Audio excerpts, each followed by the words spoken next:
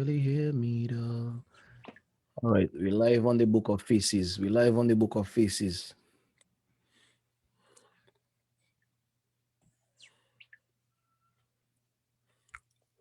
Good evening, everybody. Good evening, everybody. I know we're a little early, but hang tight. You know, it's better to be early than late. Typically, Is it? non-Dominican to be early. Is it? What are you talking about? Is it? You never got a jam or what? Is it? Hello, hello, hello. Are you saying? I am wrong. I have my Dominican sweatshirt.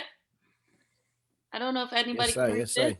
I also have my Talk the Ting shirt, but it's in the wash, so I had to wear that one. Big up to my sister, Fly Mama Designs. When turn off the caption. Get your The Dominican what? merch. The caption Caption Ola. on the live. Well, on Zoom, but What caption? I don't have no caption on there, brother. Anyway, okay. good evening, everybody. Good evening, everybody. Welcome to another episode of Talk the Ting. And tonight's gonna be free and open and very nice conversation with some of my best friends. Hey, Um, Nick best friend status. no, no, no, I don't reach day one yet. All right, relax yourself. I'm more like a day 21 for now, but it's all right. So before we start, guys, we want to thank you guys for tuning in. Obviously, we've had a lot of big things happening in the news in the last couple of days. If you're into football, you hear about the Super League, which was quashed after 48 hours. Obviously, the conviction of Chauvin, however you say his name, Charvin. Chauvin. A lot of big We things don't, happening don't in the we don't we news. don't say his name. We say George Floyd, the killer of George Floyd. We The don't killer say of George Floyd. You're right. You're right. You're right. You're right. We shouldn't even give him publicity. That guy. correct. Guys, I drinking from my top the thing, hot and cold cup. This afternoon, I get a little testimony. Somebody tell me they put ice in that and they went to work. When they came back, the ice didn't even melt, not one little bit. I say, wow, what is life? People just lie. So, no, they don't lie. They don't lie. They don't lie. Trust me, it's working good. It's working good. So, we have a couple people with us tonight. But before we do that, let them guys wait still. The Tumalkasi. Hadley, how was your day, man? How was your day? Very productive. I would say very productive. Knocked a couple projects out. Had a presentation to do. That went well, and I finished early enough that I could come home, grab something to eat, and get ready for the show. So the day was good. How about you? My day was good. Very good, actually. We had a little walk through the president of the company today. So that Oh, was yours nice. of the upper ups them today. Yeah, yeah, yeah. But that was nice. We did a nice little walk through and stuff and got to do some good work. So that was good. And again, healthy, above ground. Nothing. What else I can say? Rennie, how was your day? Hi, everybody. My day was good. First day back from I went to Jamaica for a quick weekend. A little, Why, why, why, why, why, why? Boy, when I Hadley, grew what up, we can touch them kind of status? They were when not. I grew up for I go to Jamaica for a anyway, a quick weekend. weekend, I when I went grew for up, a weekend. And it was very good. Jamaica has like a curfew, so we didn't really do much outside of the resort, but it was a good little, trip. First day back in the office, it's always great because you get caught up on all of the foolery that happens in policing. But nonetheless, great week. Not a great week for the killer of George Floyd, but that's exactly what we wanted. So I had a great week so far. Great day. Yeah, man. Yeah, alrighty man. then. So we have a couple guests with us tonight. And they might be strangers to you guys, but they're not strangers to any one of us on this Zoom right now, or on the show right now. They're Um, also avid followers, viewers, and listeners of Talk the Thing. Let's mention that. well, well, if there wasn't followers and viewers of Talk the Thing, I deleted the number on my phone already. I don't have time, my brother. All right. But Mr. Carol Bruno Anyways, and Mr. Bradley Datush, you guys can turn your cameras on. Akela says she had a fantastic day today. Shelly says his day was irie. Um, You reading Peter, you passing the one before What Shelly said there? No, I don't Wow, sign Miss, that. let us do work. I wonder what you talking about there. You need to ask if Are the you bill saying, Gary? Are you the saying? bills Hello, paid. hello, hello, hello. Good evening, good evening, good evening. Hello, hi. I am wrong. Hello, hi. Choose, Hello, hi, my brother. choose, You nervous or what? Let's choose, listen to it. choose one. Choose one. Good evening, good Terry, how evening, I, good was your evening. day? Talk to us about your day. My day was good as well. Thanks for asking. You don't want to Ah, man, elaborate on that? man, my day we was gotta, semi-productive, man. Lots of meetings and just bunch of research, which I don't really fancy very much, um, boy. but The quite a bit done. But job calls for it. yeah, that's how it is. Aye. But Yeah, me man. alone, I don't have them gaming headphones, man. Or you must send me. Yeah, step your game up. Um, Literally. Should have saved. You should have saved that Jamaica trip money and buy some headphones. I don't play Yeah, no games, literally. sure. yeah, man. So, guys, we wanted you guys to come on tonight because, I've been wanting to do an episode like this for a while. Just a discussion amongst some of the people that I talk to almost every day about different things, in society, in life. We talk about our experiences, moving from, and for you guys who don't know, we all moved from Dominica at some point. And we all really work in different fields. We all have different interests, but we keep the friendship going and kind of share some of those experiences all the time. So we want to kind of share some of that stuff with you guys watching the show. Um and it's something that we've always discussed about transitioning to the United States. Some of the positives and the negatives and some of um the things that we thought was one way when we were in Dominica, and then we moved here and we found out it's not. We're gonna talk about all of these things. So it's just gonna be a discussion. If you guys have any questions, comments, concerns, anything, you guys can put it in the chat for the live, and we will address them. Shout out to a few of the loyal followers, Nafali Commodore Jude, Kella Mama Kells, Jude. Kelly, You forget the Demilisa Felix Francis. Lawrence, and Christiana Ambo, and all these people, Nicole Roberts. Thanks for the support. You guys have definitely been watching the show from day one, and we appreciate it. So with that said, I kind of want to kick it off. A general question for everybody, and I don't want to necessarily say um who gonna answer that, but let's just talk about your first impressions. Or let's just start with, okay, matter of fact, let's start with Fernie. Hold on, And Jay. tell us when you were in Dominica and you found out that you were moving to the United States. What was your when you never came here? If you never came here, what was your first thoughts of how your life would be when you move Hold on, here? hold on, now, Irene, before you And whether answer with that. two Zuka Dima, Let hold no on. Saka Jimmy hold say what on, I my say. brother. Hold on. Let us big up Crystal de Souza one time. Okay? Oh yes, oh yes. Let And me big put up up to Ilona Andrea. George as well. Like I get a private message about Jay. I don't get Okay, my thoughts. good. Oh, So Jay. it's a good thing. But Jay, If you had Anyway, to start shout out, bigging up shout out. people, then Yeah. we wouldn't finish but tonight. Oh, I tell you, we will finish tonight there. Yeah, hold the song and big up. Let's move on, please. Sorry. yeah, so real quickly, when I found out I was going to the US, I was kind of excited because of most of the things that I knew about the US was opportunity and dreams, and I used to watch a lot of American TV like most Dominicans anyway. That mapping store, but anyway, I was excited to come up here, and I think mainly because what I wanted to study wasn't being offered at University of the West Indies. So I had to go somewhere, either America or the UK, and America was just kind of top on the list because I did have the opportunity to have a green card. So I was excited. I came here to study, and then I haven't left. I didn't leave after studies. I stayed and I worked. So I want to keep it short because there's a lot of other people to talk. So yeah, I Yeah, was man. So Well, Kerry, for me, same question. Good. yeah, man, for me, it was, I was working at home at the time. I was working at the credit union for my first year. I was like, all right, 1 year of work, I can move and I can study because I'd always intended to get my bachelor's degree, Um, Then I didn't save enough money. So I'm like, all right, next year I'll make it happen. I got accepted to a couple of colleges. All right, next year I'm gonna make it happen. Didn't save enough money. And then the third year, I worked things out, kind of got it right.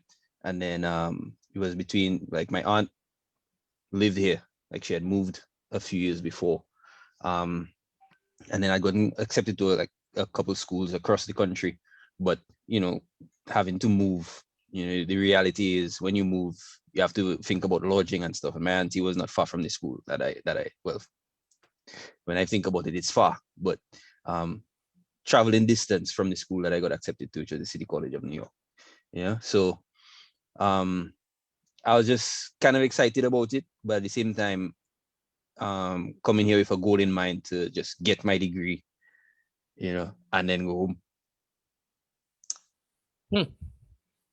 Yeah, I think we'll probably expand on that a little bit more in We'll the get show, into that. We'll but get into that. We'll get into yeah, but that. so it was it was an exciting time for me, just trying to make moves out of Dominica, like continue to make progress, because that's always been like a thing for me, me just making progress in my life, and so that was the interesting part. But yeah, we talk about the like Yeah, you want man. me to talk about the actual like the day I Nah, move and nah, all kind nah. of thing. Hold on, hold on, hold on. Yeah, Don't jump too fast. Brad, go my ahead. I, it's my habit. Yeah, well, for me, I mean, from personally, from like high school, from a young age, I had an idea that I would be moving eventually because my father lived here, and the plan was always to come across. But I wouldn't say that I was excited because you live in Dominica, your friends, you have a good life and stuff, and in America is sort of the unknown. So initially, I wasn't too excited, but I know ultimately I would have to move, because at the time I think you could only do up to like an associate degree at the state college. So in order to further your education and further yourself, the decision had to be made to move. But I didn't look forward to it initially though. Hmm. That's interesting. That's not a perspective that we normally hear. Don't see people going to America. Everybody excited. But Adley, go ahead. Let me hear your story. What was your first things about coming to America? Um, for some reason, I always thought that I would come here, but for me, it was to come and play music. I played music back home, and I was waiting for the chance for my band to come to America to play, which did happen. But I came here, and I'll say it. I met someone. I was in a relationship with someone who lived up here, and we came to the agreement that if the relationship have to work, somebody has to move. But at the same time, I was like, I don't want to be one of the people who come up here to be a burden on anybody. So I'm like, okay, kill two birds with one stone. I always wanted to go to school. I was actually accepted to the University of West Indies, Trinidad, to do computer science. I eventually forgot about that, and I came here with the relationship, but also the goal of attaining an education.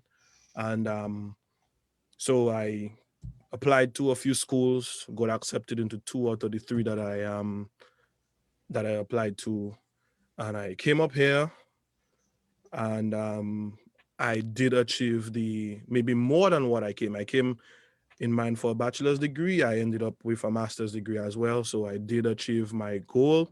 The relationship didn't work out. No regrets, but eventually I stayed in the US, and we will talk about how I stayed in the US, I guess, later on. Oh my God. um, yeah. So for people, I mean, who don't know me, my biological father moved here when I was young, and I always give people a story that I could have moved here at 7, and my mother said no, and I am actually happy that my mother didn't send me here at that age because I would have missed, really great upbringing and really great experiences growing up in Dominica. But I finished college in Dominica, and then I was working in town for a hardware store. Um and I always thought I would come to America, but I thought I would leave like right after high school because my father used to always tell me, "Oh, I'm gonna file for you, I'm gonna file for you." And the day I got the paper to go to the embassy, that was the day The day I got the paper, I was supposed to be in the embassy that day. I didn't even know my father was filing for me at the time. Wow. So anyway, my sister and I, my sister ended up having a week later appointment. We went to Barbados. We got our green card. And I remember I was excited, man. You couldn't tell me nothing. I hardly can tell you. No boy could tell me no. I could not wait to go America because in my head it's like, America is great and all these things. You've seen people leaving and coming back and all these things. And I left Dominica Nice. 2 weeks Nice before Dan Creole Dan. Festival. He's a Hold mad on, after fella. since you brought, I have to He's a mad interject. fella. I begged him and I say, bro, you go in. Yes, you go in, but stay for the festival, no boy. Let man lime for the independent season, Mr. Checking. Wow.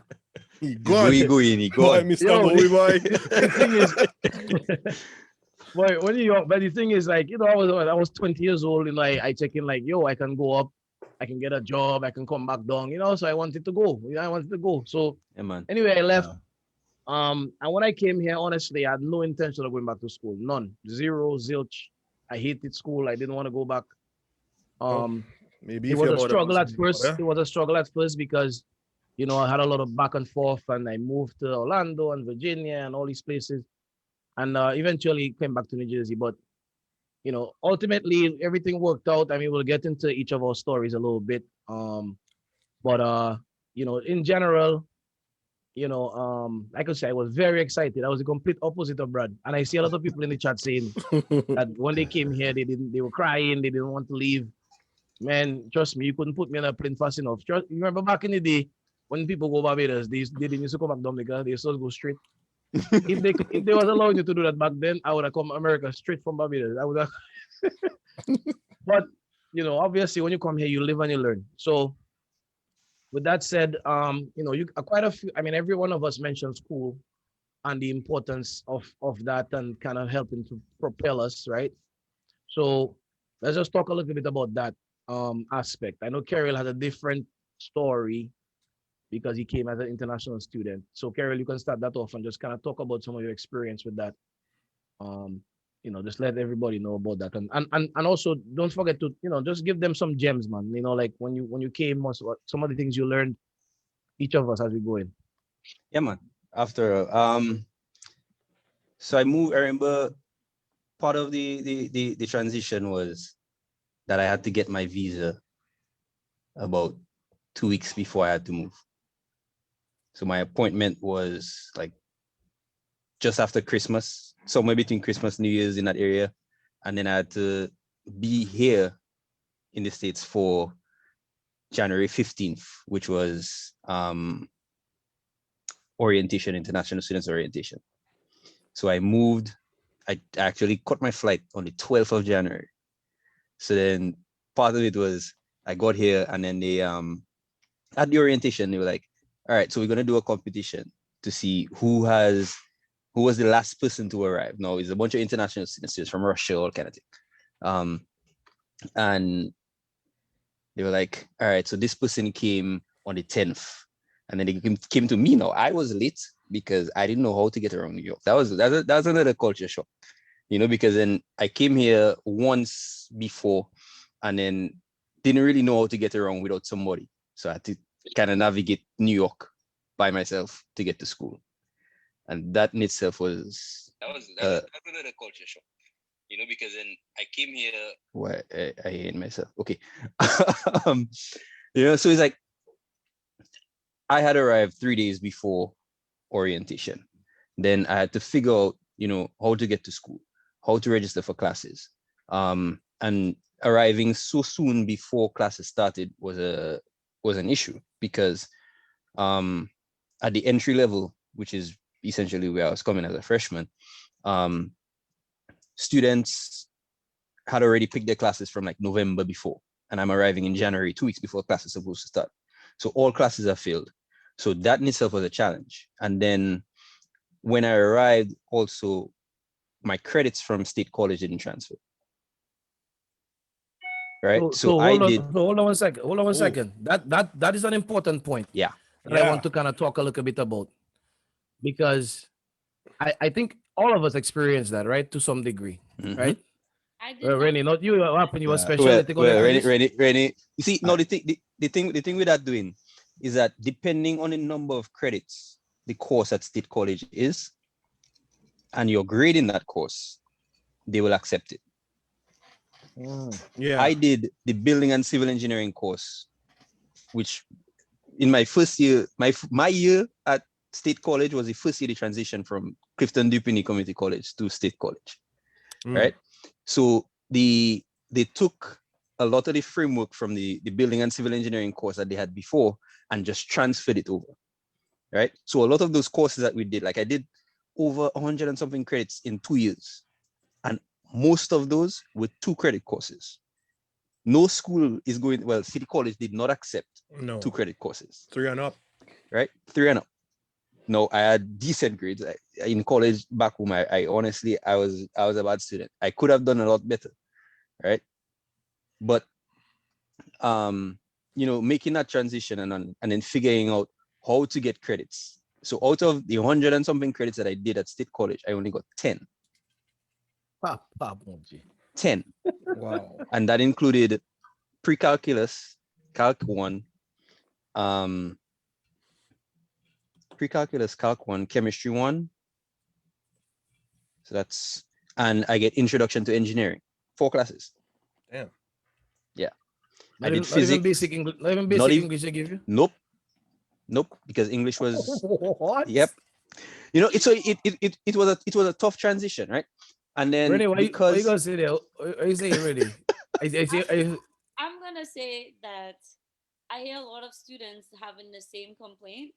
And one of the issues is that I think with international students or students who haven't grown up in America is that they don't educate the students well enough on the transition of the credits.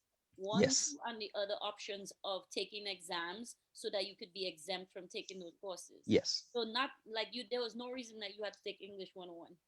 I Like had English but 101 or any of those other like basic education requirements when you could have I mean, listen, I didn't go to City College. I went to John Jay, but it was all on the CUNY. And Right. I didn't go when you went because I went to State College. They were transitioned for maybe a year or 2 already. Mhm. So I didn't have any 2 credit courses on my transition. Right. So Right. we had a different experience, but I see a lot of international students in those city colleges doing classes that they don't have to be doing because nobody told them otherwise. Right. But anyway, continue.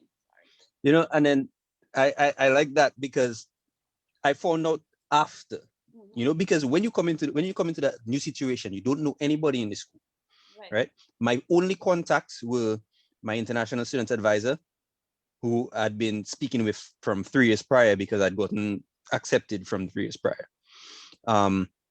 And a good friend of my aunt who actually worked there, who put me in contact with the international students advisor. Those were the only 2 people I knew on that campus, right? So it's like they in themselves are administrators and they deal with, applications and getting students transition just to get into the school, but not necessarily to navigate the system. So I come in as an engineering major and not knowing all of these things that I could have done to avoid taking those classes, right? And then 3 years out of school, get dropped into calculus 2, right? But no, hold on a second, Carol. The question I have though is like, so Brad, you listen to Carol experience this, but you didn't come as an international student, right? So Yeah. what were there any major differences between the experience that you had and what Carol had?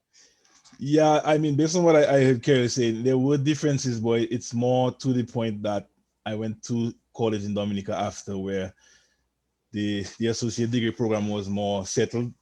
So my classes were like 3 credit classes. So when I transferred over to New York and I went to Baruch College, they did like a transfer credit evaluation, and I got like, out of 60 credits, maybe I got like 30 something credits, which is a lot. So Yeah.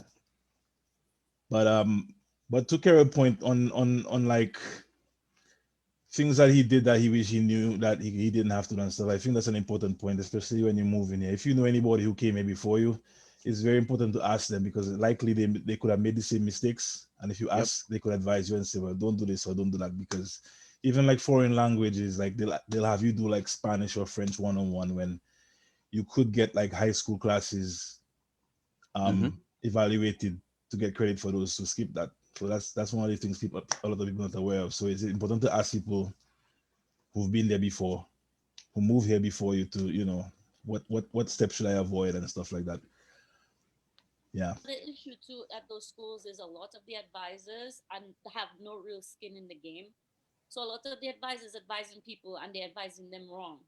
So they will be telling and the problem with students also, what I realize is that it takes a lot of personal responsibility to look at that bulletin and look to see what you need and figure it out yourself, because a lot of those advisors say, oh yeah, you need to take course A, B, and C.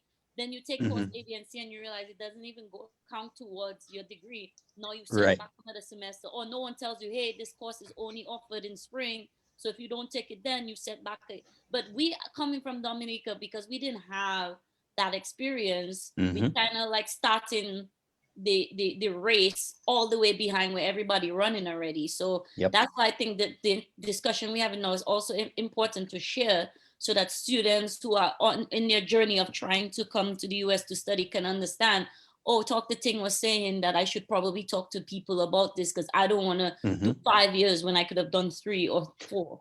Right. And it's also important to talk to people, even if you get into say the situation that I'm in, right? Even if you I was in, you get into that situation and you come here fresh, and your first semester may not go necessarily how you intended for it to go. It's important to just ask questions of the people who are in the system before you, right? So your upperclassmen, people who have been through, like, taking the courses that, Yeah. right, and they've charted the path that you are going to chart, and they can tell you, look, do not take these two classes together, Yeah, yeah. point blank, period. Yep. These two Yep. classes will kill you, My and you professor don't will know. tell you. Yeah. Rick, my professor will tell you, hey, that class is No, crazy. but Yeah. No, one Rick, my one point professor, one is point. something that is foreign to us. No, We Yeah, but no, don't one. I Yeah, know know, that. I that's know. Yeah, you're right. Yeah. You You get to know? know about that here. But Yeah, exactly. I Right? came here as a foreign student, and my situation was a little different than Carriel. As Brad mentioned, by the time I started college, my the college was the SC was settled, and it's something that I've always said, but maybe not Carol. publicly. Them are making you Oh, you're sound making old me boy, feel Carol, man. old, Jed. I'm sorry. I'm sorry. Just I've tell but I've always said it, but maybe not publicly. Let me say it publicly that I rate, at least in times when we went to school, I rate Dominica State College, because had it not be for Dominica State College, DSC, I would have maybe had to do the entire 4 years of my Yeah. my bachelor's degree. Save you some money, right? Yeah. You know, I You're remember welcome. yeah, I remember being And so it, proud of Dominica State College that somebody reached out to myself and two other Dominicans that were going to my school, and we did an entire ad. I'm not sure if it ever ran, but we recorded ourselves on campus talking about the importance of going to Dominica State College if you intend on transitioning to the US, and stuff like that. But for me, um I think one of the things that shocked me when I went for my interview was there was this girl who was super excited about coming to the US, and she got denied. And I was like, oh shit. So look at me thinking that I have everything, and I just realized that I could get denied. Everything went well, but I kind of cut it close, and that's something you have to be very careful with. mhm. By the time I came up, I literally missed orientation, 100% missed Wow. every form of orientation. Um, when I got there, I had to take whatever room that was available to me, Mhm. so I couldn't pick and choose even the classes that I wanted, or the professors that I researched that I would want to take, because I hadn't paid my tuition from Dominica.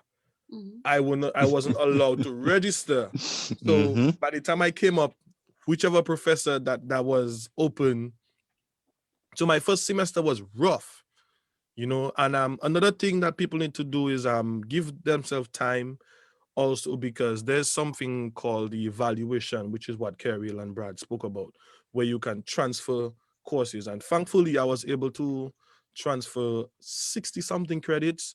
And Ooh. I think that being I was coming from an associate's in architecture to a bachelor's in architecture. Yeah. So it was gelling. And I eliminated a good bit of my general ed classes, because when you have a studio class which is 6 credits, which Mhm. is 3 times a week for 6 hours, just that one class. I remember going to some general ed classes and telling my professors, honestly, I really don't have time for that class. you know, and it's something where I had to go through the evaluation process. I had to get my transcript from Dominica State College and send it to an agency called West Evaluations. Yeah, Yep, I had to do that's the that. one. That's the one that I use. Yep. Yeah. Right, West Evaluations, and then And this is news to me. they take your right, they take your Eh? transcript, I'm Yeah. telling you. and it's and you have to be very careful. Like when Dominica State College give you that transcript, like the only reason why they gave it to me to mail was because I knew somebody in the office. Normally, they mail it for you strict. because Mhm. that thing is sealed, Yep. and if that thing damaged, not accepted. Not So I accepted. sent it, and then I had to. It cost money, and then they send it to the different schools that I wanted to. They themselves send it to the schools, and then the schools, figure out, okay, this gonna be transferred. So when I came in to school, I came in pretty much as a sophomore. Is it? But the thing about it, Nice. No. I don't want But viewers you to be set. on. Yeah, viewers to be- I was. So I got my bachelor's in 2 years. In 2 years. I but started in also, 12, I graduated in 14. but also, we don't want viewers to be like think, okay, I do 2 years take college, I'm gonna only have to do 2 years in the States. Like Mm-mm. Yeah. it No, also no, no, no, no. Like, dependent on your program Right. right. It and depends stuff on. like that. Yep. Right. Like, Right. Yep. Right. that's why I made sure to mention that the reason Yeah. why I think I was able to transfer as many credits was Mm. because my bachelor's and my existing associates were in the exact same field. Right, exactly. Yeah. Right. Yeah, but Exact. it But, also Yeah. So. varies from school to school and state to state Yeah. as Yep. well. So, Yep. Mhm. Yep. Mhm. Yep. they I also mean, look at some of the bigger schools, right? We have to also keep in mind too, right? And that's I think this point is that education in America is still a for-profit business, right? So a school Yep. is going to try their best, right, for them to give you as little credit as possible because they want you to pay for the class. mhm. Bottom line. And but yeah, go ahead. to add to that, doing as an international student, you generally pay almost Pay twice more, as much yeah. as an in-state student, As Yeah. an Yeah. as an American Exactly. student. Yeah. Exactly. So as an international So student, now they're not trying to help you.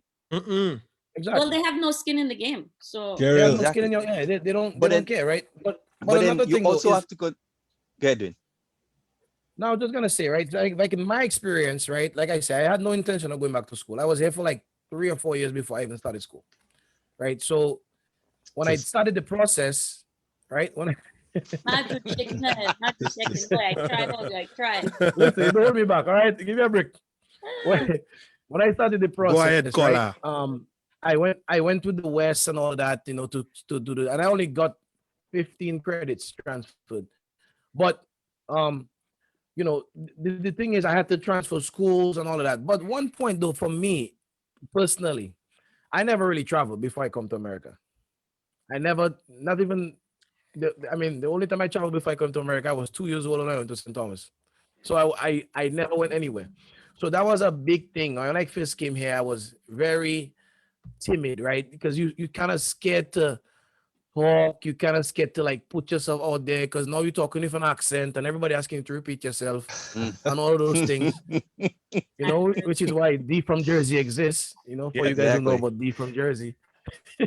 Not many people do, But but it's all right. What? but that contributed a lot to, I guess I could say, like my self-confidence to like want to go to school or want to make friends or talk to strangers about certain things, right? But yeah, um it took a while for me to get over that stuff, but in terms of school, um I realized when I started a community college, and and because I was looking at the cost of a 4 year, like let's say like a decent 4 year college versus going to, because New Jersey has this program. I don't know if I think New York has it as well, where you could go to community college for the first 2 years, all right, and whatever, and then transfer your credits to a 4 year school and finish your degree.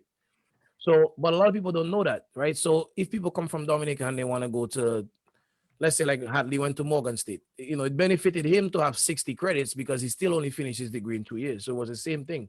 But if you're starting over, it might make sense for you to come and go to a smaller school, a community college, and then transfer, your credits to a bigger school. That will Well, I save you would a say, lot of money. yeah, I would say definitely it makes financial sense to do that if you don't have the funding. Yep. So there's no shade on big universities that are charging an exorbitant amount of money for tuition. But at the end of the day, there's no reason why a 4-year degree should be costing you $100,000 or more. Yep. Exactly. Obviously, if it's free, what's free is for me. So if you're telling me I can go Harvard for free, I'm gonna go Harvard. But if Harvard Facts. telling me it's gonna cost me $100,000 for a BS in literally a BS in I A don't know, BS in bullshit. in bullshit. No shit for accounting, but let's say I do a BS in accounting. Like I understand Hey, Harvard has a Hey. I watch understand it now. Harvard has the vibe and the stature that people like, and you see Yep. Harvard on a paper, and you assume the world is yours now, but the world ain't gonna be yours until you pay that loan off. That two hundred Exactly. thousand Go to, dollars. Yeah. go to, Exactly. go to Harvard if And they're then paying it. the thing is that a lot of people hear about prestige and Yep. that Big name, clout, big name. Yep. Yep. but Yeah. then when you think about it, you're taking the exact same courses, And them the Yeah. people exact same come information. from them schools too. So Exactly. Yo, you that's know, No, yo, that is a big point in already. what's that? Yes. Someone like now I'm doing my MBA, right? Some of the same professors who are teaching at Fordham, they teach at NYU, they teach at Exactly. Mm-hmm. Columbia. Like it's all the Mm-hmm. same people teaching the That same classes. You Yep. just that but pay you, in like that you know, happened crazy. to that another happened to point, me too. Hold another on. point on the tuition, guys, is aside from like international students where you don't have that flexibility for what you take and when, for like permanent residents, you still have to consider, because when I moved here, I waited a year before I went to school for various reasons, financial, and to acclimatize myself with like life here and stuff. But Mm-hmm. if you come in and you go to school immediately, they have different tuitions for like Well, in in-state state and all of that, residents, right? out-of-state Yeah. residents. So if you live there for 1 year, your tuition may be significantly less. So that's one of the things you might want to consider if you want Yeah. to start school as a permanent Definitely. resident. Yep. Yeah. Yep. So Definitely for I did a residents, I year think we should do that. Yeah. and I went to community college to Yeah. get, so my tuition was significantly less, and then I did 2 years there. And community college is, in my opinion, slightly easier, less pressure. You have better grades, a better GPA, you Yep. transfer, and you're Mhm. in a better I think position. there's some stigma for some reason for public colleges or state colleges or community college where people feel like, boy, I don't know if I want to wear that hoodie. Forget the hoodie. Sorry. Forget the clout. Let me tell you, Yeah. then at Exactly. the end of the day, your undergrad degree is your foundation. So yes, Yep. you do want to get a good Yep. education. I'm not telling That's It's a you to some fact. go to yep. any It's rickety school, but at the end of the day, if you want to invest to me in a top tier university tuition, I would do that in grad school maybe. grad school. Where Yep. Mm-hmm. that would kind of set you apart. Right. Oh, I have an MBA from Harvard versus a BS from Harvard, because it shows, what, I did my undergrad, I was still able to get into one of those top 10 universities, and it will cost you less because in theory you go into the school for a less amount of time, and Mm-hmm. in theory you finish your undergrad, which means you should be a working person where you're going to have Right. money to support yourself, and that you can kind of pay back the loans that you will incur from the grad school. And grad Yeah. school also has a lot of programs where you can get, like Dwayne, his MBA is, being funded by his job. So that's also another way you can think of, going forward. But definitely, like Brad said, that year, that in-state versus out-of-state tuition is Mm-hmm. huge. It's almost Right. And ridiculous. It's and almost And like, hold on, it is Ross. No. it is As we Okay. it's talking, crazy as we how talking, much cheaper it is. It's crazy. Yep. Like for the same classes. Right. So I heard a couple things there, right? In-state tuition, out-of-state tuition, saving money, permanent resident. One thing we need to consider as an international student, if there's a lot of scholarships that you don't qualify for, Mhm. there's a lot of funding available for students that we don't qualify for.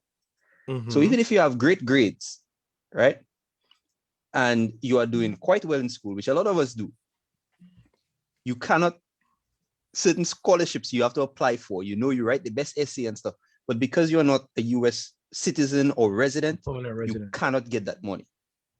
right? So navigating that system is important, right? Now, back home, one thing we used to, your teacher knew your name, right? Because there's only a limited number of students in the class.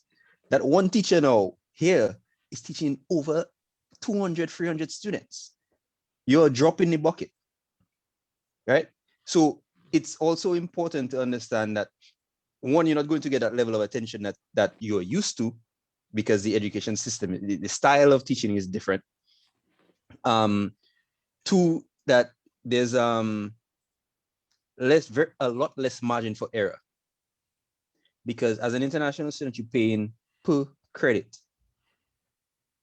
There is no room for error if you are cash strapped. Boy, You cannot fail. And I'm not saying you shouldn't fail, you know. Sometimes you literally cannot afford to fail. Because if you do fail, especially if it's an important class in your towards your advancement, right? Then you are setting yourself up to be set back. If you are set back, that means you have to take that class again. Yep. Right? You take that class again, you cannot take classes that require, say, that prerequisite or other classes that are a level up.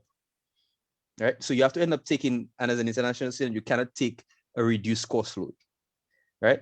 As a permanent resident, you can decide, okay, I go in part-time this semester. As an international student, you adopt that. It's full-time. Or else you're out of status. Or nothing, right? Or else you're out of status. Out of status. And that's important as well. So you have to make sure that you, again, things I wish I knew before, right? So yeah, man. Understanding that, all right, you have to take a certain amount of classes. So planning is important. Planning your course load. So that's where talking to somebody who's taken it before to tell you, okay, you can take this course at this time. Don't take it this semester, take it next semester so that when you pass it, you can move on to this course, right? And then the limitations on when you can apply, because if you don't pay your tuition for this semester before on time, you cannot apply. Right? There's stops. All that is information I have no idea about. Trust me. Right. I didn't go through that. No, so trust me. I was fortunate enough to meet this one lady. God bless her soul. I graduated because of this lady at City College. Don't tell me she put your grades in the No. She did not. She did not. Right? She was working in the bursar's office. Right? And she saw my grades, one, and she understood that I was getting some assistance from the government and I had a loan from Aid Bank. Right? So one semester was paid by Aid Bank, one semester was supposed to be paid by the government. If I did not go home during that year, all of my payments were late. Now, it's not a jab or a slight at any particular entity, but a lot of people, like people in the system back home, do not understand the urgency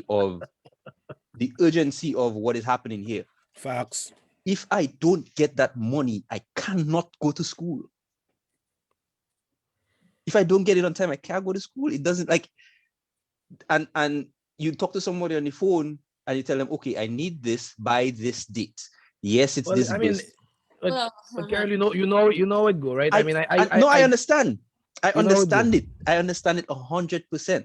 But at the same time, it's a matter of ensuring that if you are in that situation, that you set yourself up so that you avoid that kind of thing. Well, a lot of people, what I would say though is a lot of people.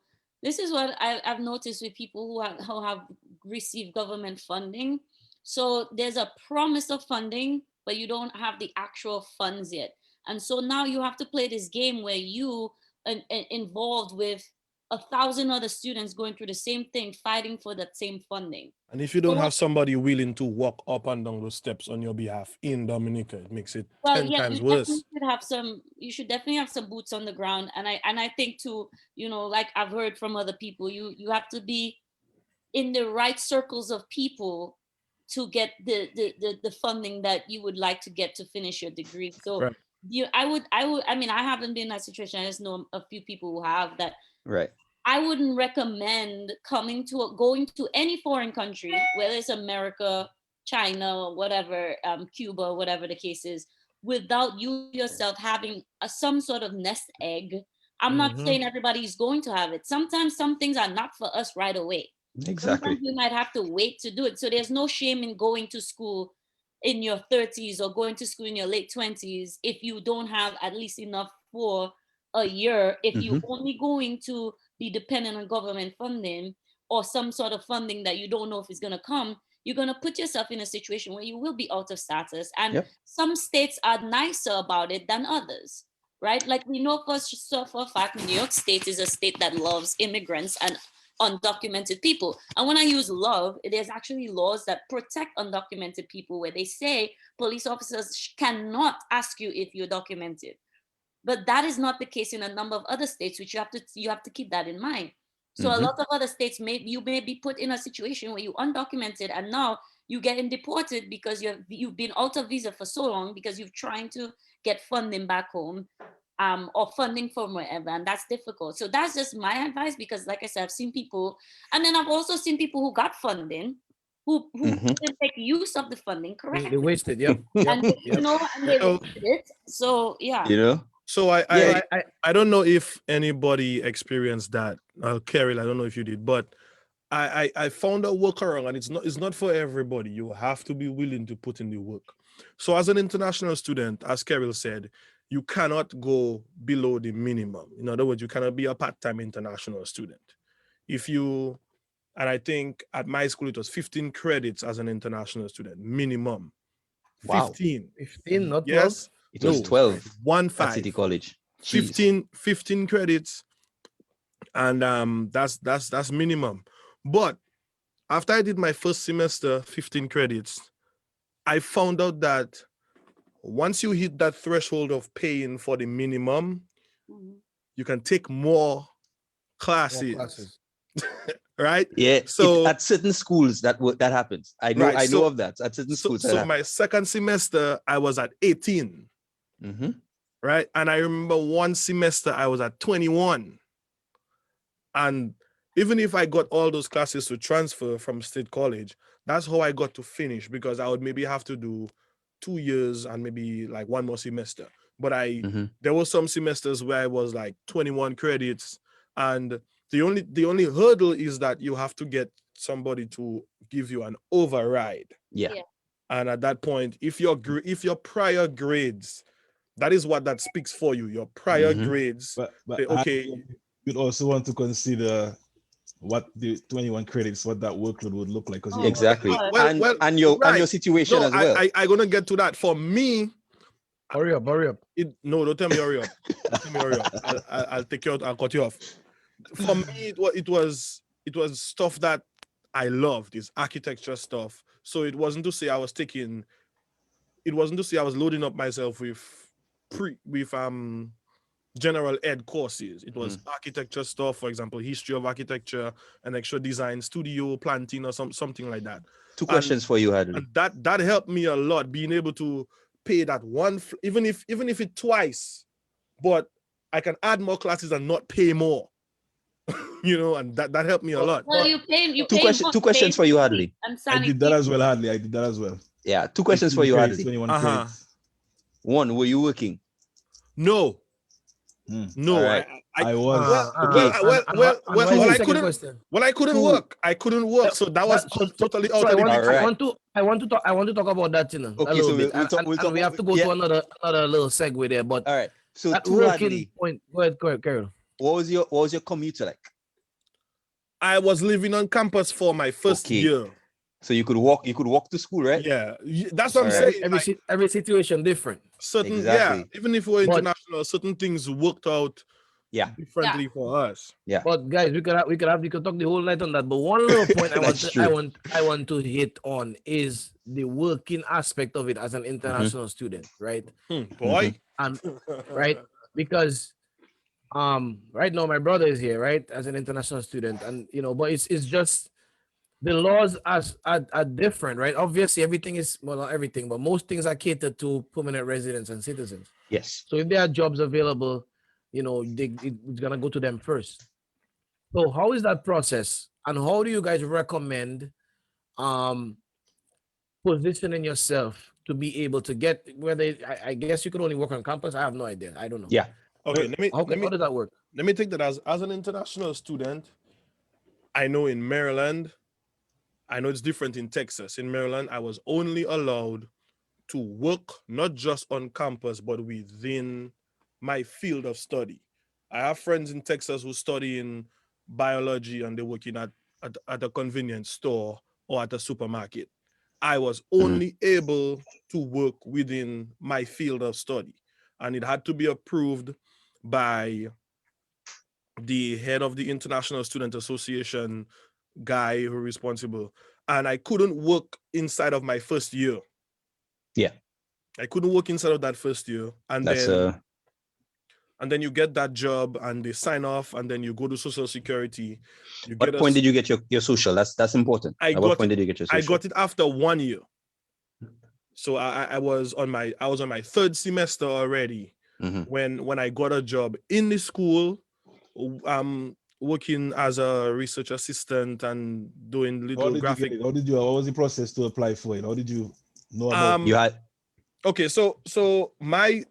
my school is a very urban school, so we do a lot of projects around the city, around the city and stuff. And my class we're working on a project, and some of those projects turn into actual jobs for the school, and then they bring on some of the students that worked with them when it was just like a little pet project, and then that they brought me on. So the dean of the School of Architecture basically vouched for me. So I kind of had that going out for me. So when she wrote the job letter, we are offering Hadley this position, whatever, it was kind of easy for me to get that.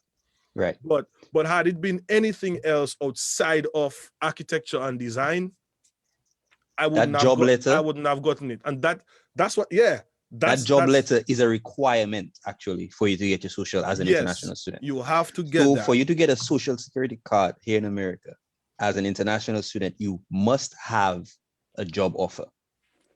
You can't just walk in and say, all right, I want a social security. It doesn't work that way because they have to decide that you are eligible to work. So you cannot do that within your first year, right? In your second year, you can start looking for jobs on campus and you can only work on campus. where? Where do you look? Is there a portal? Is there an official avenue that you can apply? Or is it word of mouth? It depends. Some offices you can go to, some offices don't list any student assistant positions. There's like an online portal, I can't remember what it was called, where they have on-campus jobs, and so for each school is different. And I think, if I recall, for CUNY you could work on other campuses as well, but I wasn't aware of that while I was looking. So I was only looking for jobs on City College campus. So depending on your school structure, so City College falls on Where would you city. find where would you find that information though, right? Because I mean, it just kind of generalized Yeah, speaking, right? Where would you generally find, speaking. generally It's okay. speaking? It's okay. It's okay. Sorry, Long you days. you don't have the masses. I don't have the I know specifically Where would you find that specifically for information? Good, Brad. specifically for Baruch College, they have an office of international student affairs. Yeah, Mhm. that's So what you you go there. So find that's a out. repository for all things international students. So I know that would be a good place to start. A lot of schools do have that sort of office, and you can go there and get information on that type of thing. Yeah, and let Yeah. me just say the first office that you go to apart when you get settled in school, the first office you need to find out exactly where it is, the room number, everything is that The Office of international students International office. Affairs. Yep. Make Alright, friends with everybody working in there. Mhm. So we spoke a lot about the school stuff, but then you go to school, you finish or you get close to graduating, and the next Right. step for you is finding a job. All that's scary Mhm. is say you wanted to go back home. I wanted to. I want to know what I keep you here, but that may be for another night the way we go in there. No. So- That In hour my, almost gone. So hold on, Kerry. Hold on. So So Somebody asked about driver's license. what about driver's Um, license? how do you go about getting International your driver's license? as an international student? If you have Yes, a driver's license from from from Dominica, back home, wherever you come from. right? From wherever you come from, then it's well, for me it was an easier transition because I lived in New Jersey, went to school in New York. In New Jersey, you didn't have to take a driver's test, a road test. You had to just take the Eh? driving test. What? Yeah. Yeah. Yep. You didn't have to take a road test because Dominica actually is on the list for accepted driver's licenses. So all I had to do was take a road test, not road test. Sorry, the written test, It was different right? for me. So all I needed was the social, which is key. um, my Dominica ID, because they have a point system. I don't remember exactly how it works. I think you need 6 points, but but Yeah. but not to cut you off, but I want to get back. I know you person asked about the driver's license, and we'll answer that in the chat. But I want to hit a particular point there Okay. about finding a job, Yes. right? Right. So, I mean, we have five of us here, and I guess three of us were, permanent residents, and two of you guys were not. So, finding a job. So, internships in school, right? Getting involved in all these clubs and all these things to network, all right, and getting to know people and all that stuff that could kind of help you. Um, and actually trying to decide what where how should you apply, like all those different things. So so in my instance, I'll just give my quick story, right? So I was working full time and going to school at night, and my last semester I had to have 15 credits to graduate, and only the classes I needed were only offered during the day. So I found myself having to quit my job and finish school. I basically bank on myself to get a job in 6 months, Nice. right? One of the classes I took was a class where I was supposed to do a presentation, or like a benchmarking study for the company that I work for now, right? So once I made that contact within that company, and I found out that they had a program that I was interested in, I jumped on that, right? So I spoke to the lady who happened to be a director at that company, and basically she led me to applying for the position and stuff. And I ended up, basically, by the time I was graduating, I had a job waiting for me, right? I mean, I was blessed in that sense, but I know it's not that easy for a lot of people, right? Because it's not that straightforward. I see Mhm. brother and say something good. Yeah, dude, I just wanted to chime in a bit on that one. And just going back to what we said earlier, regarding grades, I think regardless of what school you go to, be it Ivy League or CUNY or whatever, if you do well academically and you put yourself out there, you can get a good job. Yeah. So for me, in what would Definitely. have been my junior year at Borough College, I was trying to get an internship because that's when recruiting season, everybody looking for internships, and it was kind of tough because I was working full time and going to school full time. So I similarly also decided to quit my job. Now this is not an option for everybody, but circumstances have to be in place. And I had savings and a support system. I quit my job and I decided to go into like networking events and recruiting full time to try to get an internship, which I did. So I landed an internship in my junior year. Did that for a summer. So throughout my senior year, I already had a job offer on the table to come back. So basically, I didn't have any worries in my senior year. But I think grades alone is not gonna do it. You have a lot of people with 4.0s and everybody's doing well. You kind of have to put yourself out there and network. And they have a lot of events on campus and stuff. I guess for most schools, I assume. And you kind of have to put yourself out there and meet people and network and email and if you do that, opportunities should start coming through. Can I I can mean, I say one thing? Good. Good, yeah, go Renee. ahead. I would say again, going back to the whole thing about clout, I think there's a big stigma in the Caribbean. When you come up here, you have to do some fancy degree or and then get some big job. And there's certain jobs that we look down on, which at Mhm. the end of the day is always available. And so obviously I'm a big proponent of city jobs because I'm in New York City. I'm not gonna talk about other states because I don't know about other states. If you're trying to come to New York, and let's start with the green card situation, right? I'm not going to talk on visa. I never had a visa. If you have a green card, one thing you also have to remember is you want to get your citizenship as quickly as possible, right? So if you have the green card already, let's talk about that. Don't forget that this whole thing about going back and forth is also very dangerous in your residency in order for you to get your citizenship. So if you're here and you do your 4 years and it's 5 years to get your citizenship, I applied in 4.5 years and I got it in my 5th year because it's gonna take sometimes for them to process it. Once you Right. have your citizenship, I would say throughout the time that you were waiting for your citizenship, there's a lot of jobs that you won't be able to get because you're not a citizen.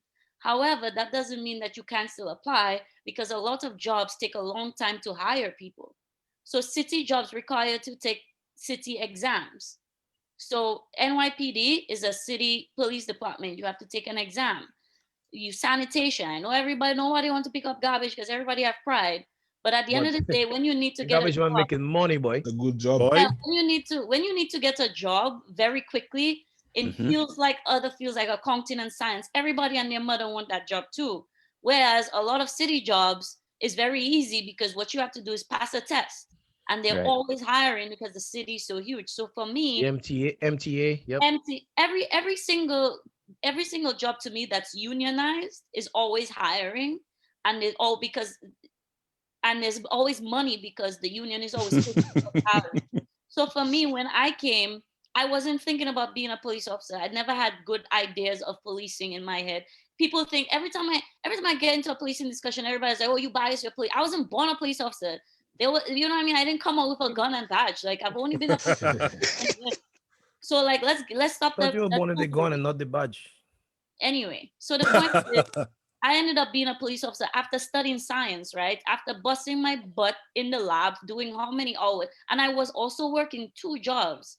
I was working two jobs and doing a lot of science. And yeah, I did well. And they had offered me, I was working as a lab tech, making solutions and all that. I remember doing all that I wouldn't say nonsense. I remember doing all of that. And I wasn't getting paid a lot. And I still had rent and all this stuff. So my point is, yeah, you should definitely be networking and put the suit and tie on and do your business. But while you're waiting on that, there's also other options you can consider, even if your pride may not want you to do it. Not everybody wants to be a cop or sanitation or corrections or all those things, but those things have a good start in salary where they Mhm. don't require much but just you not being a perpetrator. So that's my take on it. yeah. Just another answer to Dwayne's question about jobs. Internships are very important. Kind of hard to come around, but one thing that I found out: the schools that you go to, in most cases, have very good relationship with businesses in the general area.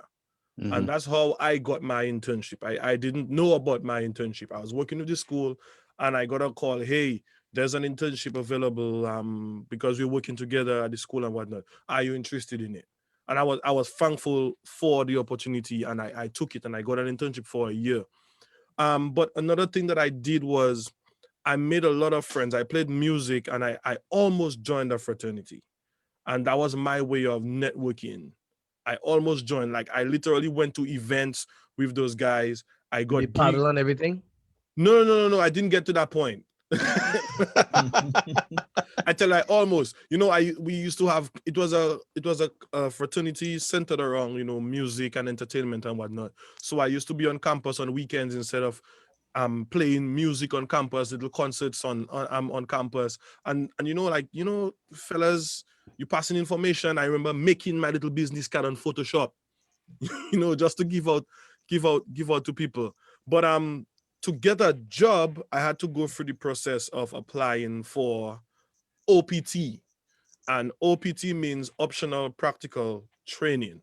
It's Right. it's something offered by the US government to every international student per degree. So basically, you can have OPT for your associates if you're an international student. You can get it for your bachelor's. You can get it for your master's. So I had my internship for about a year and 2 months. Okay. Hardly not to trip you, Mhm. but just to be clear, OPT is after graduation, It is after graduation, so it's right? it's it's not something that you can do while you're going While to you're in school. How school. long It's and how long does that OPT typically? How long is that? So OPT is 1 year, and you can get an extension if the Based on your degree. based on your degree, if the company wants to keep you. Mm-hmm. So if the company wants to keep you, there's a document that they have. There's a few forms that they have to fill. Yes, you want to keep him, and it has to be STEM. STEM students are the one who get the science, technology, Engineering and math. engineering and mathematics. These are those who get that extension. And Mhm. and so I got my OPT. It took me a while because money wasn't that easy to come Mhm. and stuff like And you have that. to pay for it, And you have to pay essentially. for it. And based on the time you send it, you may not get it in time. Yes. Because I literally went to lunch one day and came back with a job letter on my chair from my internship offering me a 1 year for my OPT. But I had to wait because I didn't have my OPT. So I literally went home for a while. But Yeah. that's something that a lot of people don't options that a lot of international students don't know that they have. So That it's there. Hadley, to add to that, just to clarify, it is recommended that you apply for your OPT 3 months before you graduate. 90 days, yes. Right. 3 months before you graduate. That way, by the time you graduate, you will know whether you have been granted OPT or you haven't been granted OPT. Yeah. Now the cool thing with the OPT, however, is you don't have to have a job letter Right. to get OPT. It's something Right. offered by the government. So even if you're not sure, but you can apply Mhm. and then let's say you get the OPT and then you send out an application, they could come back to you and say, hey, we need you. Yes, I am able to work for at least 1 year. Yes. So it's something that's available to every international student Yep. per degree. But So another to thing that we didn't talk about too was that there's other options too. If you did come in here in a green card, it's not always about school. There's yeah, some Mhm. people that go straight into professions like the military that will offer you work just because you're 18 and you're permanent resident. So Mhm. and let's say some Ernie, people hold on 1 second. To that military point, we're gonna have somebody on at some point, and the person has significant experience in the military, right? Because we know a lot of people come here and join the military and say, "Oh, I'm gonna go to school," and they never do, right? And many things, many benefits that the military gives you that you could use, right? So we're gonna have somebody on the show sometime in the future. We'll let you guys know when that's gonna be. But the person is gonna go over all these benefits that you could get from the military while you're in there. Especially if they don't send you to Afghanistan, especially because they're pulling the troops out, right? So you shouldn't have to go over Right. there. but at the end of the day, I mean, we talked a lot about school. At the end of the day, sometimes school Mhm. might not be the option you want to go. Yeah, it might not Sometimes be for you you. just want to, yeah, you just want to jump You might, in. And, the other thing too, right? Is let's not just. I know. I mean, pretty much all of us did some kind of higher level education at some point, but the trade, right? The trade route where you could learn a trade, Oh, where you could become an electrician or a plumber or any HVAC, one of those bro. kind of things. Let me tell you something. it's very If underappreciated, you're good at but that very stuff, you will lucrative. make bank. Yep. Like Yep. seriously, you will make a lot of money. You could. Because and what I've noticed too is the people who come here with a trade, they normally are quicker to get on their feet. Of course. I've noticed Mhm. that because, right, as long as you could use your hands to do something, it's way easier to get There's no into barrier for somewhere, entry. right? That's the issue. Exactly, There's no barrier for entry. exactly. You I can don't do want to say I something. don't You want to can, say no barrier. well, You know, it's yeah, not. I wouldn't say no barrier, but the barriers are less, but but right? again, it comparatively goes, to a 4-year degree. but it goes back to cloud. This is what we've been talking about from day one. Everything in the Caribbean is Yeah, cloud. Oh, because my child yep, It's a just done fact. yep. this. Because what happens is, Lawyer, I mean, we all doctor. see it, right? We all see the Yeah. people who, who in Dominica, they say, "Oh, I would never do this in this job," and then they come here and they're doing it, or Yeah. they work in 2, 3 jobs, and and all that stuff. I mean, listen, you have to do what you have to do. You know what I'm saying? But at the same time, let's not think that the only way you can make it here is through, Yeah. It's a true four education. You year, could definitely Yeah, make it through trade. degree I or just something like that, right? I just There's think you many definitely. need options. I just think you need a plan without before coming to the US. Like Yeah. I know a lot of Yeah. people who I get my green card, I go in America. You also need Okay, to keep fine. your options open as well. Right. Mhm. What is your plan? And you shouldn't just have the plan to say, I'm gonna try to go to school. Because what if like Brad had to wait an entire year because you have to get that residency so you can get that, the loans or the free education. So what are you going to do within that 1 year? And sometimes you decide, I'm here for that 1 year. I get a job, and then as I'm doing said, you have a trade, you have a skill, you could lay tiles. You used to do electricals back home. You understand? I would And Mhm. definitely say if you in construction Dominica, definitely is Construction is that doesn't end. It because if doesn't never we're, end. stops. but another thing too is like sometimes not sometimes, everybody on this panel stayed in America, and everybody in this panel was born and raised in Dominica.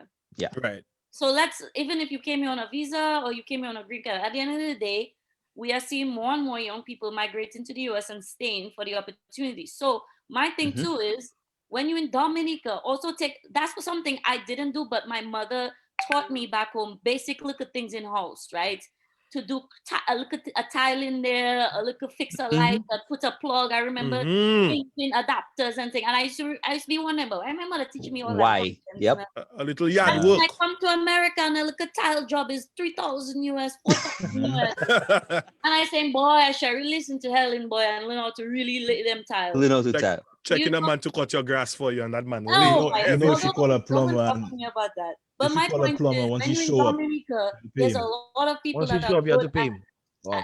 there are a lot of people that are Mhm. good at teaching you things, and there's a lot of free time in Dominica, I would say, after you're done with your job, instead of just going by the bar and enjoying yourself. I would say, yo, call your Excuse me. partner. Yes, I said in the bar. What I'm saying is, for a weekend, instead of going by the river, tell your partner, hey, let's go by this person and help them on that job. Even if it's free, Mhm. you're still learning a trade that will end up paying Mhm. you back when you have your own property and you have things to do. That's all I'm saying. The ability to be able to do something with your I hands see is a partner in the priceless. chat saying, Yeah, man. it depends on what your parents say. I see somebody call and say, what your parents say. Other than that. But it's true. Yeah, I think we, It's But we true. focus a Like lot about what parents, but I will say this, no shade to Dominica parents. You want your children to do good, right? And most of To the do time well. we think of Mhm. do well, and most of the times we think of doing well in trades like law, But you business, know, I wouldn't say just the office, parents. You know, finance. I think I don't know if it changed now, but I know for us when we went to school, the school system kind of puts you in a Oh funnel yeah, towards business yeah. or science. yep, Mhm. Mhm. Mhm. Programs like JSP used to have like agriculture and woodwork and stuff. That Woodwork. woodwork kind of and get yeah, phased man. out. Yeah, Yep. man. Yeah, people was So walking you around with know, that little T-square thing all the time. yeah, hey, but I respect loved. us. I loved walking around with my Respect T us. squared But Hook my T in your square in in my your bag. bag, right? Boy. And you have it. okay, Yeah, man. What I'm is Yep. fucking people it, okay, do man. what, man? all you getting too excited there. Calm down, Ah, calm down. shit up. Maybe I said All right, because calm you down. didn't have T square there.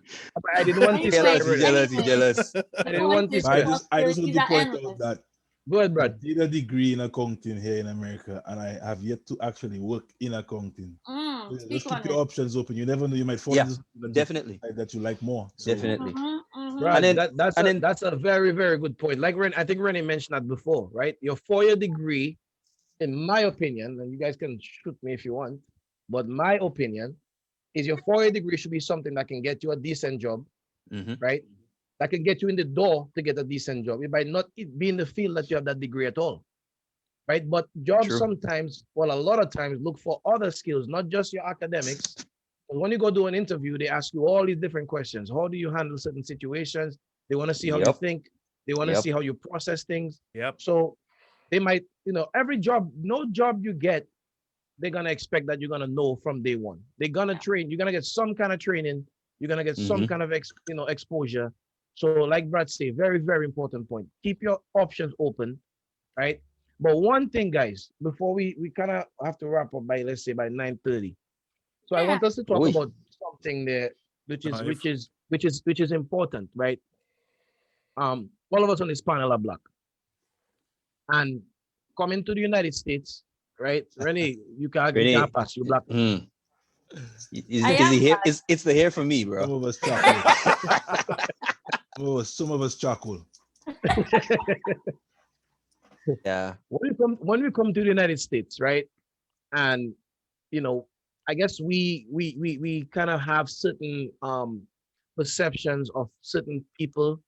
We have certain stereotypes, right? We learn certain things due to TV or whatever the case is. Mhm. Or even when you move here, people will tell you, oh, these people are this and these people are that.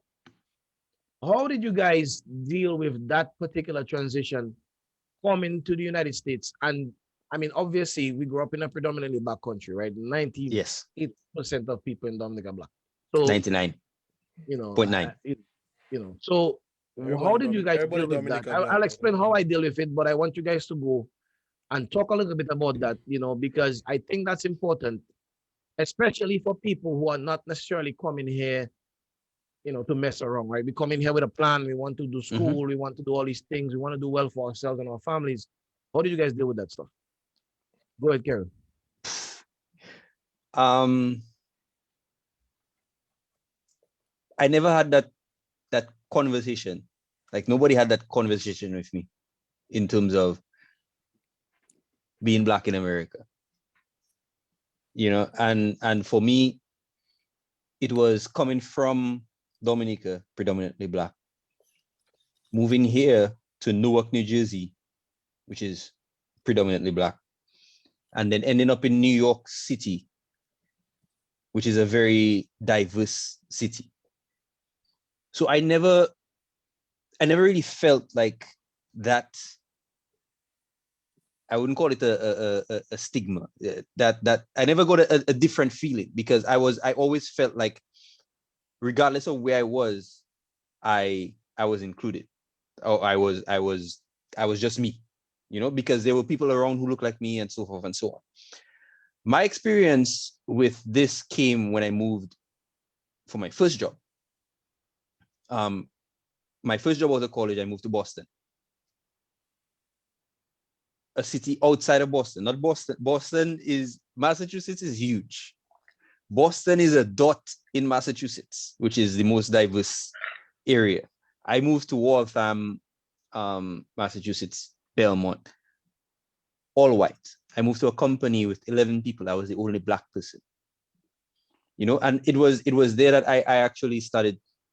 It's not that I felt out of, well, I did kind of feel out of place, but I wasn't treated any differently. Or if I did, I didn't realize. So I think it was a bit naive on my part because I didn't expect to be treated any differently. But while I'm here, it was a matter of just learning things through other people's eyes, right? And then understanding that, sometimes, as Dwayne said, stereotypes are one thing. We as Caribbean people sometimes come here and think, okay, I'm somewhat better than Black Americans. Mm-hmm. In one way or another, I am not like them, right? But somebody looking at you doesn't think that way. They don't know The you. person, the person don't know the difference, right? When The they look, when person they look at doesn't you, they know don't know the anything difference. about you. They don't know anything different than what they see, Interesting, scary. Go ahead. you know? So thankfully, I hold my hand up. Thankfully, I have not experienced anything, or if I did not even realize it. And Nice. I count myself very, very fortunate for that because I've heard stories from people, close friends of mine, who have had very different experiences to me. So I just I don't know, man. I can All right, all I right, all right, all yeah, right, all right, all right, all right. yeah. Brad, what are you saying? Good, good, good. And for me, since I moved to this country, 10 years ago, I've been living in the same area in Jamaica, Queens, predominantly black neighborhoods. What much 50 Cent? So from that standpoint, people, basically people like me around me, interacting with me. From on the other side of things, on the professional side, working in like financial services, I haven't really experienced anything explicit, but sometimes just being in an environment where like you might be the only black person in the room, you feel some type of, you know what I mean, you feel some Yep, type of like, Yeah. not yep. explicit, but in very subtle ways you feel some things, but I guess that's just a byproduct of the environment where you're in a minority, one of the few black people in the room, and I guess steps are being taken, in one way or another to rectify those things. But generally, I can say that I have experienced anything explicit or like, bold face like that. But Mm. yeah, that's what I would say. So in that case, I would say I don't know. I gonna sound crazy, but when Good. I first moved here, right? When I first moved here, I would speak to nobody. I was nervous. I don't know. I used to go to restaurants, and if the waitress come up to me and the waitress, right, I used to tell my person that they if you order for me. I just didn't talk to the person. So if they give you the wrong food, you just eat it. I no, I wouldn't Apparently, eat it. I would tell the person. apparently. I would tell the person. I would tell the person that order it that wrong. But Hmm. the thing is, I'm like, I think over time, right? And I feel like I move here with certain things in my head, like things should be a certain way, right? So, for example, you're moving with a family member or you're moving with a friend. I mean, mainly family, I would say. And a lot of people go through that, right? You're moving with somebody, the person tell you, hey, come to my house, come to my house, come to my house. And you go in with the Mm. person. And then, you know, 2 weeks later, you guys can't get along and, you have to figure out what you're going to do. And I learned quickly that in America, it really it really doesn't have much to do with what you think is really what you're willing to do. So if you willing to put yourself out there, meaning don't be scared to network, meet people, put yourself in the situations where you're going to be uncomfortable, right? Mhm. That's most of the time where you're gonna grow, right? That's how you're gonna grow.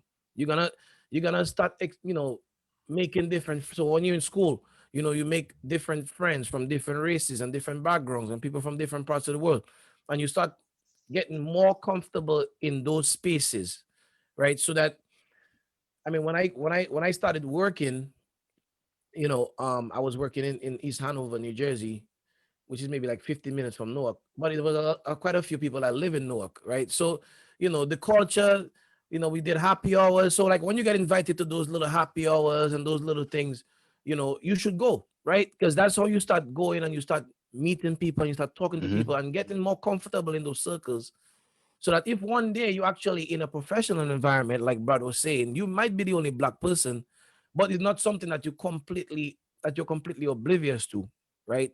You kind of have already built some level of comfortability with that environment, right? So I would say for me, have I gone through anything overly overtly racist? No, I don't. At least I think similar to Carol. If I haven't really paid attention to it like that. But there's been a couple instances where I wonder, like, somebody Mhm. say something and you're like, why? Like, why they saying that? Would they Yeah. say that if I look different? Like, Right. Right. would they say that if Or if you weren't there. exactly? Like, Yeah. so, like, or like you could kind of tell sometimes, right? Like when you walk up and you have a group of people, and as soon as you walk up, like they kind of stop talking. So like you kind of know like they you will know. say You something about know. you in a way, And like Mm. so those kind of things, happen. And but one of the things though is that I've noticed over the last couple of years is I've embraced that. Anytime I go somewhere and I'm the only black person, I love it. Or if there's like me or one or two other black people, me or one other black person, because people will tell me certain things, and I'll just come out and just say something like controversial, not too controversial, but I'll just I'll just say something that'll make them think, like something that they didn't expect, and they'll be like, Yeah. Whoa. "Whoa," and I'll be like, "Yeah," This guy's woke. Yeah. like No. something will happen, and somebody will say something, and I'll be like, "Why? Because I'm black," and they'll be like, "Whoa," you know. Um, But I doing love that, man. to piggyback off what you said, right? I think what we haven't been exposed, or what at a young age, what we're not exposed to is diversity, right? And we are not we are not educated on, the other people, other cultures, or other people around us. Sometimes, not saying all the time, right? My first friends were a Nigerian guy, a guy and his girl, and where she was from. She was Cuban and Puerto Rican mix. She was a lesbian. I had never thought in my life in Dominica, one of my first friends in America would be a lesbian. But then you start to understand, that people are people, just Yep. people. But then when like certain things that we are taught back home are just you realize that they are ignorant of accepting people as people.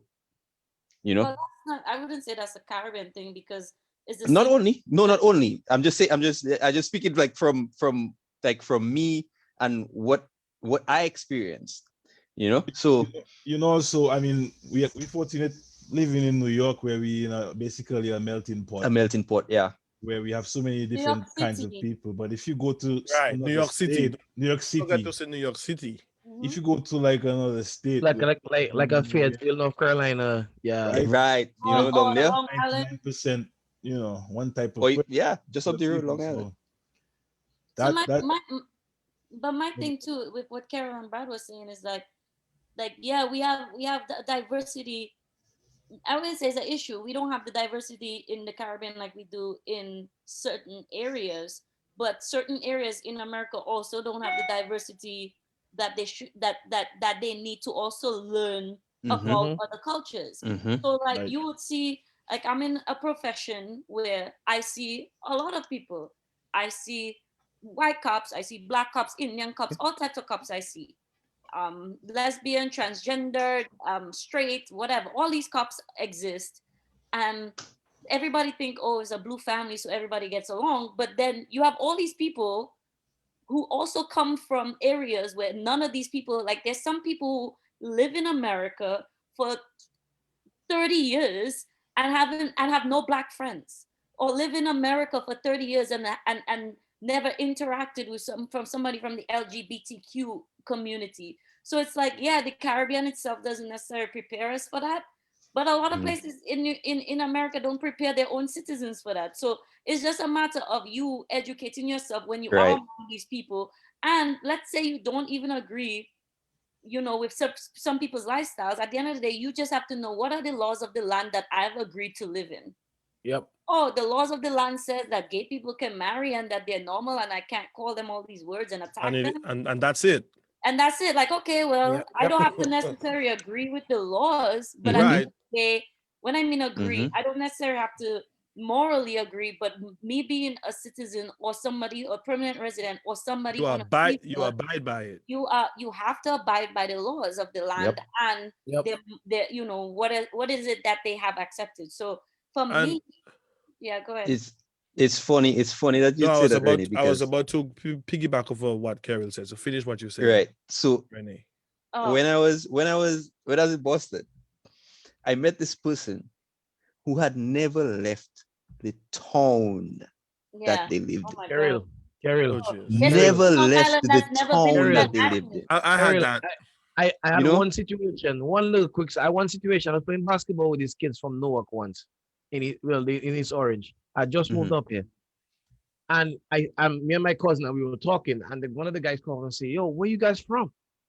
So we telling him, right, and he said, "Where's that?" So I explained to him, and the guy told me, right, young kid, maybe like 15 years old. He said, "I've never even been to New York." Yeah. Like, I couldn't believe it. I could not believe it. The guy live in Newark, New Jersey. To get to New York is 50, literally 15, 15, 20 20 minutes minutes. on the But fast train. wait, Yo, And the guy there's never people been who to New live in York. I Queens who has remember never having been to Manhattan. I remember Yeah. coming to New York for Labor Day weekend, and when I told my classmates I was going to New York, they were like, "What, bro? You going to New York?" And I was like, "Yes." And when I came back after Labor Day weekend, everybody was at my desk. Yo, mark you, I'm living in Baltimore, which is three and a half 3.5 hours from New hours. York, and Crazy. people crazy excited about me telling them what was my experience in New York.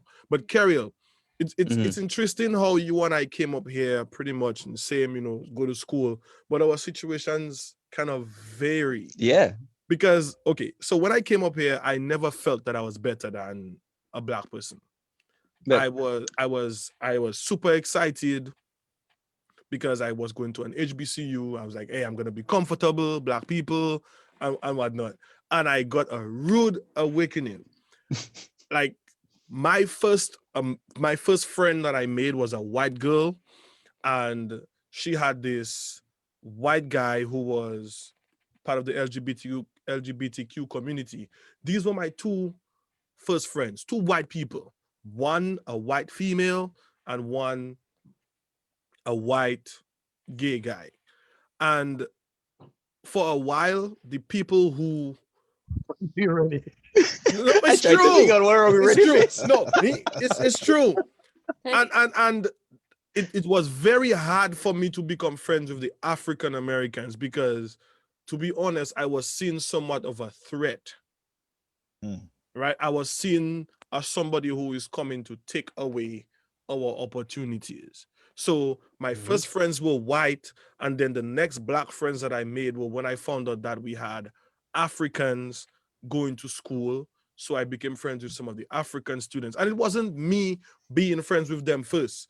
It was, I didn't have a choice but to be friends with them first because even in grad school, I had altercations or scenarios where the black students would always say something, whereas the white students would be the ones that I hung out with. So it's kind of strange that I always kind of had a better relationship with white people up here, you know. And when I got my first job, like it was a white person, it was two white people interviewing me, and they looked at me and they hired me. They brought me into a site department that was predominantly um white. The only other non-white people was an Asian and a Puerto Rican guy. So I was the only person with my skin shade, you know. So I So mean, all, let me so all just you so was so missing, all let you me was missing was a Jew for you to make your morning show, a Puerto Rican, a I, I black. I let, I guess, but eventually, like living in Baltimore, and then when I started working, I started going out, and I started literally hanging out in Baltimore. I started to make more black friends, but I've never gotten in a situation where I felt um like experiencing racism. Even my last job, my first job in North Carolina, when I went for my interview, I saw one black girl in the office. She was at the front desk. I went through the entire interview process and I'm like, okay, there's a black person there. And then when I got there, I noticed that she was gone. I was the only black person there for a year and 7 months that I worked. And I was the only black person in the office. I'm a little bit more comfortable at my new job because I work for the city, and even if I'm in North Carolina, my city is still sort of 50-50 black and white.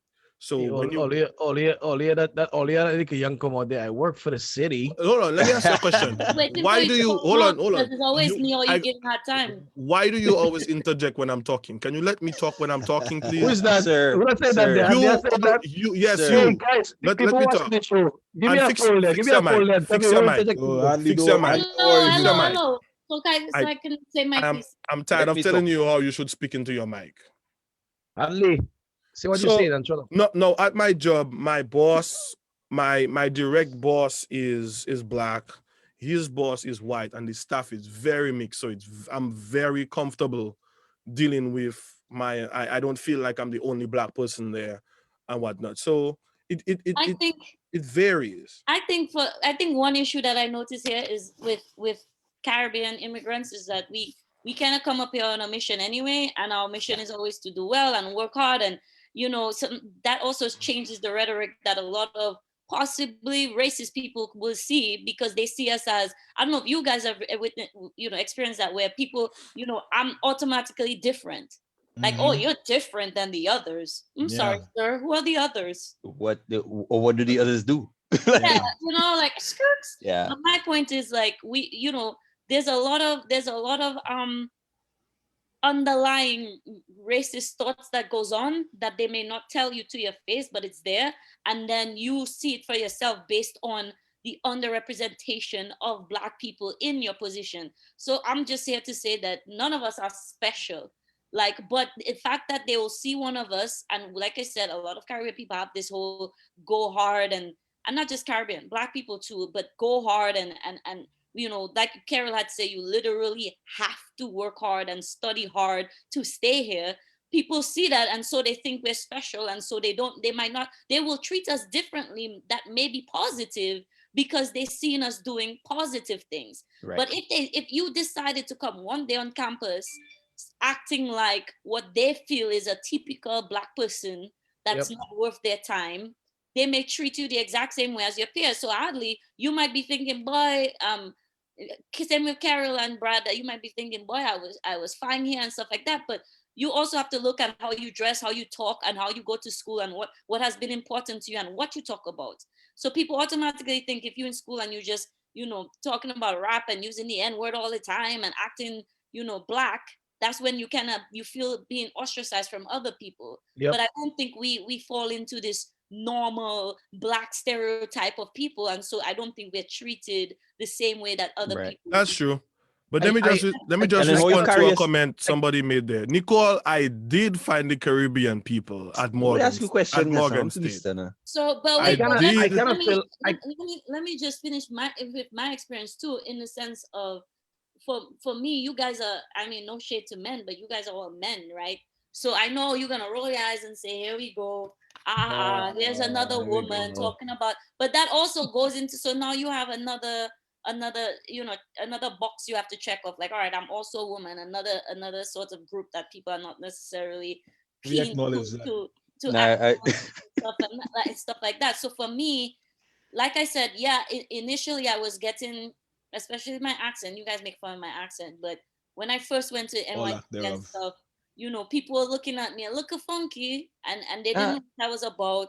But then once I started, like, they would see me with my textbooks, and all of a sudden it was this love. And so from then to now it is. But I'm not going to act like I haven't heard the comments about my hair. One person, like I said, most of my experiences have been positive, but I had an afro, and I went to work one day with the afro, and a colleague that told me that wasn't professional, and I was like, skirts.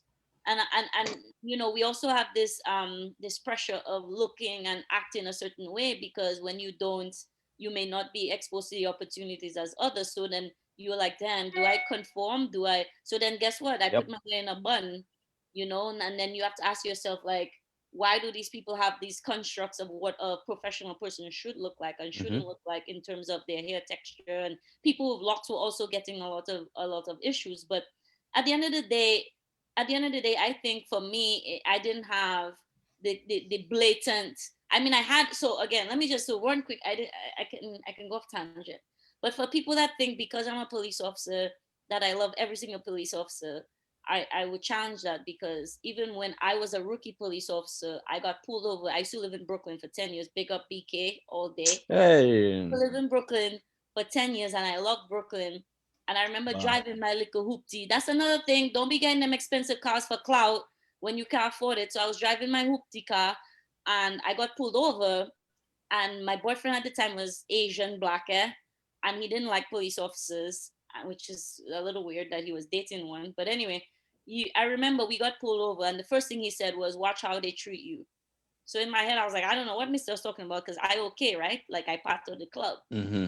You understand? So boom, they pulled me over, but I want to kind of show him that, like, no, this is not how it goes. And then all of a sudden I was treated, poorly in terms of how I was spoken to. There wasn't this CPR of courtesy, professionalism, and respect. It was, oh, give me a driver's license. So, I tell people I match energy with energy. So right away I'm taken aback. I don't even remembering I'm a police officer. I'm remembering I'm a person. So I'm like, excuse me, what? And then he was like, I said, give me your license. And I was like, sir, I'm on the job.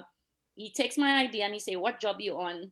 He didn't say it like that, but he basically said it, took my ID and threw my ID on the street and tell me, oh, you're not one of us. And I said, oh, okay. This is not going the way I expected it to. And I tell that story not to make people fearful of being pulled over, but that everybody has to be aware that there's going to be situations where people are going to have their bias about you Mm-hmm. and how you should be treated because they wasn't exposed to the cultures that we were exposed to, yes. But it is also, I think it's big on us. It's not our responsibility, but I think change has to come from people seeing change. And so I'm definitely proud to be one of the few Black women leaders in the department, so people can see, oh, she's not special. She is just what is just okay. It's just normal. She's a person. And yeah, she's a person She's with just a person doing and, what she and does. their texture, right? So, Yeah. but anyway, so that's my experience. That was the only thing.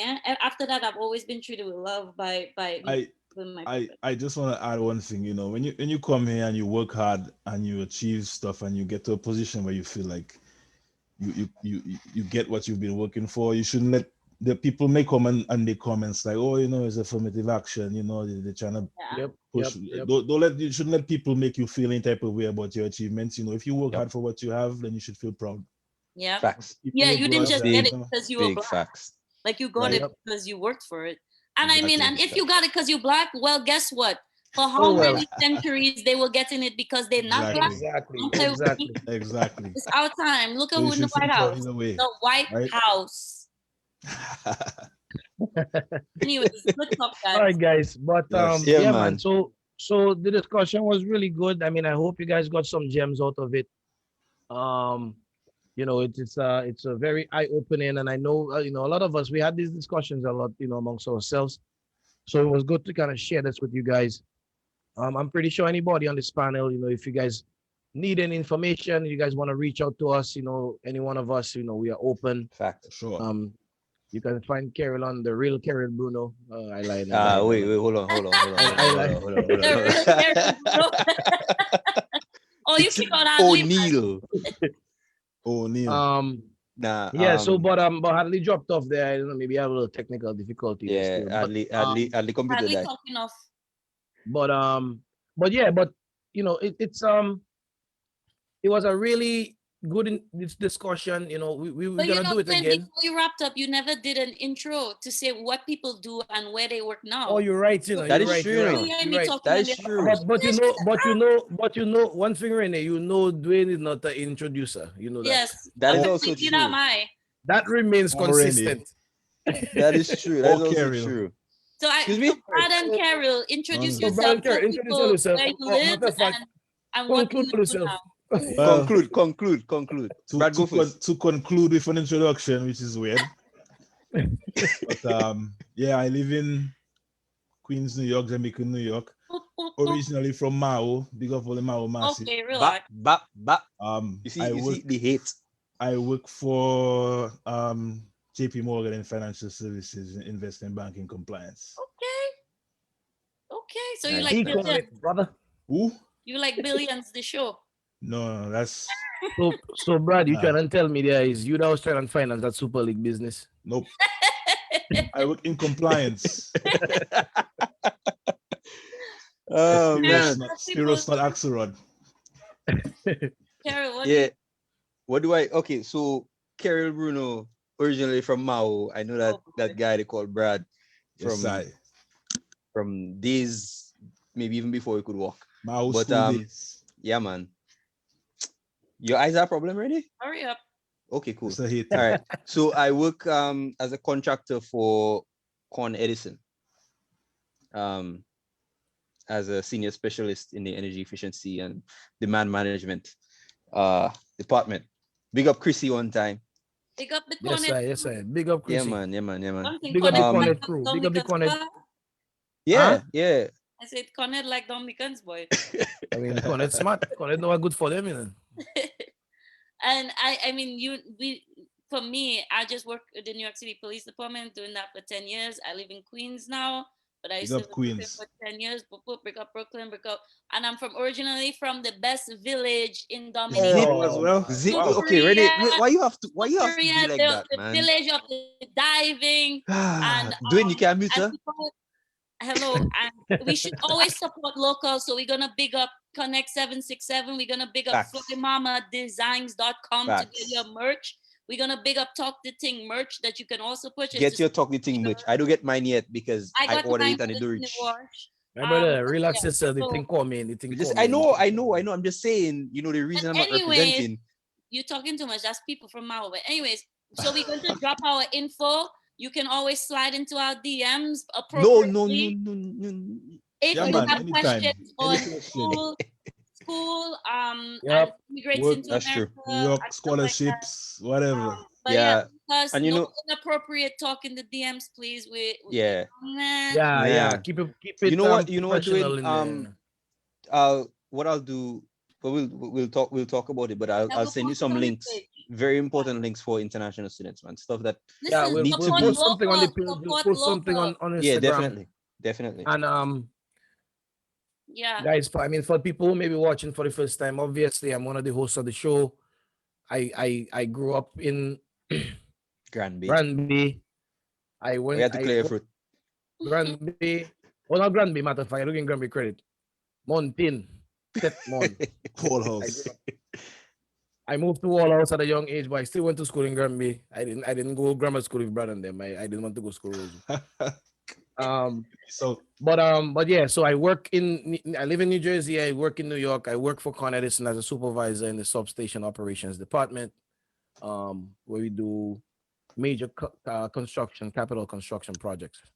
So you're the So reason why I didn't have heat in winter or what? yeah, no, right. Really? Nope. Our I lights, don't, Nope. our I lights Nope. don't, flickering I and don't, things. I don't, I don't interact with the customers on a daily basis. We'll blame And you anyway. The reason you that's don't have heat is because Carol trying to find an energy no, no, efficient way no. to. Solar panel. That is also incorrect. That's all incorrect. I shall not speak on which company is responsible for heating in Brooklyn, Anyways, Queens, we have to wrap this and Yeah, up then. man.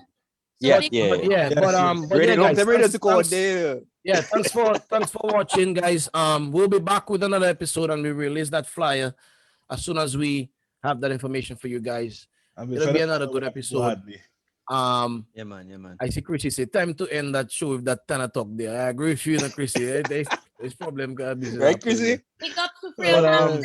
but yeah, thanks for watching, guys, and we will see you guys in a couple weeks. All right. Have a good night, everybody. Thank you. Good night, Have a good everybody. night. Thanks for watching. Sorry.